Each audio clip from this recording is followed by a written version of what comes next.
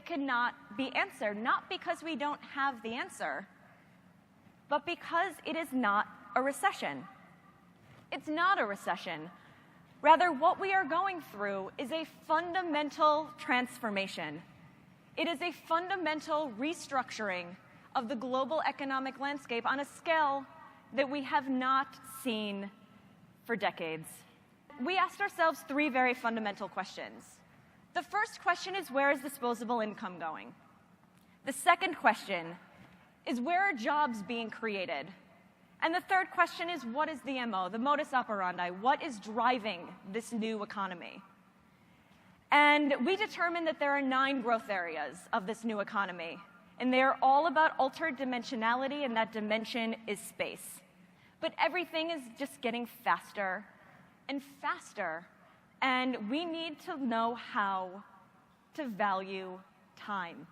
If you think of what a luxury is, and I go back to the economic equation that I laid out, time is the new luxury proposition. And again, knowing how to leverage this is going to be critical.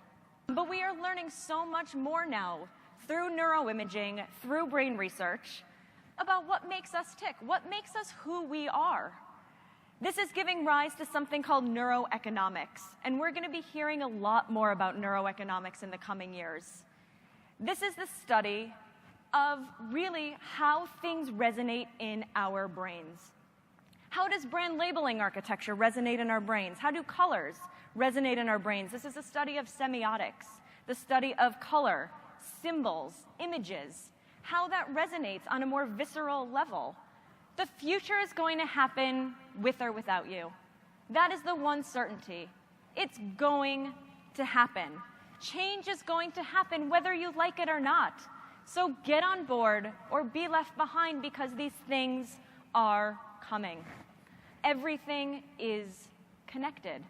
We are all connected, and we are all connected to that future. So for all of you, I want you to use your imaginations to take you on a journey into that future, the one that you want to create and design for yourselves. We are living at a time, at the edge of wonder, a time when reality and fantasy are colliding more and more each day. What's your take on 4D printing? It's so exciting when you think about the fourth dimension being time and overlaying that in terms of what's happening with 3D printing. I think one of the most exciting areas for me is when you marry it with some of the things that you were talking about, Piers, in the health space. If we have the ability to 3D print smart nanobots that can be directly put into the body and have the ability to self-replicate on their own, this could undoubtedly usher in an entirely new era of smart pharmacology, personalized medicine. When you look to a far-out future, that starts becoming very interesting. And this is green to blue space.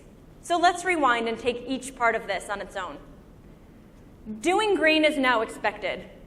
No company, no product, no service, nobody can gain a leverageable competitive advantage anymore by just doing green, because it's expected. In order to play today, we have to do green. And so many consumers are trying to do green. They're purchasing their organic food, their solar light bulbs, their reusable bags. It is now fully permeated mainstream consumer consciousness. So no company can gain that competitive advantage. They have to migrate up. As I said, in terms of the evolution of economies, they have to migrate up to the next value proposition. So when we move to doing green to being green, the game changes a little bit. And being green is really the goal.